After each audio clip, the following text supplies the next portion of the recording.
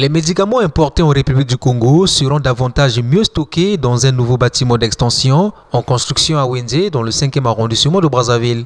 En séjour de travail dans la capitale congolaise, la directrice adjointe du bureau régional pour l'Afrique du PNUD a échangé le 30 octobre 2023 au cours de sa ronde avec les responsables du central d'achat des médicaments essentiels et des produits de santé CAMPES pour se rassurer de l'avancement des travaux en cours de réalisation sous l'expertise locale. J'ai dit aux équipes, je les ai vraiment félicitées, c'est vraiment un travail impressionnant qui a été abattu en moins d'une année et c'est bientôt fini le travail en moins d'une année.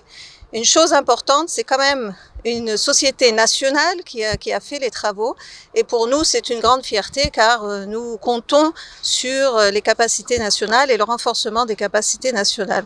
Donc vraiment un très beau projet, très impressionné, je félicite le Congo pour ça.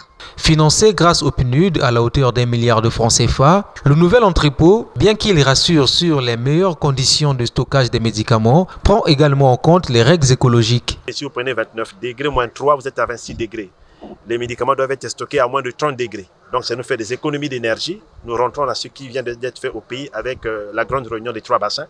Donc déjà, nous économisons parce que la nuit, pas besoin de mettre la climatisation. Nous gagnons 3 degrés, on va tourner autour de 26-27 degrés dans les conditions idéales de stocker les médicaments. Noura Amladi a poursuivi sa visite à l'Assemblée nationale où elle a eu un tête-à-tête avec le président de la Chambre basse du Parlement, Isidore Mvouba. Une visite de courtoisie d'abord et puis un message de remerciement pour ce rôle moteur du Congo pour la préservation de ces écosystèmes dont l'humanité a besoin.